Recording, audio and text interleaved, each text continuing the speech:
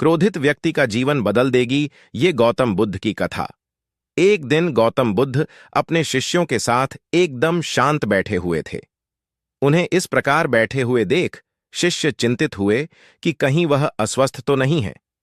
एक शिष्य ने उनसे पूछा कि आज वह मौन क्यों बैठे हैं, क्या शिष्यों से कोई गलती हो गई है।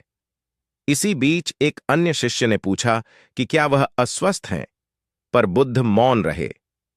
तभी कुछ दूर खड़ा व्यक्ति जोर से चिल्लाया, आज मुझे सभा में बैठने की अनुमति क्यों नहीं दी गई है। बुद्ध आंखें बंद करके ध्यान मग्न हो गए। वह व्यक्ति फिर से चिल्लाया, मुझे प्रवेश की अनुमति क्यों नहीं मिली। इसी बीच एक उदार शिष्य ने उसका पक्ष लेते हुए कहा कि उसे सभा में आने की अनुमति प्रदान की जाए। बुद्ध ने आंखें खोलीं और बोले, नहीं, वह अछूत है, उसे आज्ञा नहीं दी जा सकती। यह सुनकर शिष्यों को बड़ा आश्चर्य हुआ। बुद्ध उनके मन का भाव समझ गए और बोले, हां, वह अछूत है। इस पर कई शिष्य बोले, हमारे आश्रम में जात पात का कोई भेद ही नहीं, फिर वह अछूत कैसे हो गया। तब बुद्ध ने समझाया, आज वह क्रोधित होकर आया है। क्रोध से जीवन की एकाग्रता भंग होती है। क्रोधित व्यक्ति प्रायः मानसिक हिंसा कर बैठता है, इसलिए जब तक वह क्रोध में रहता है तब तक अछूत होता है। इसलिए उसे कुछ समय एकांत में खड़े रहना चाहिए।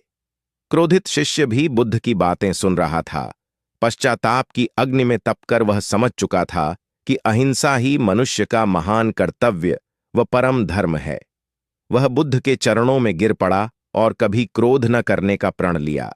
इस कहानी से यह शिक्षा मिलती है कि क्रोध के कारण व्यक्ति अनर्थ कर बैठता है और पश्चाताप उसे बाद में होता है, जिसका कोई लाभ नहीं मिलता। इसलिए हमें क्रोध नहीं करना चाहिए।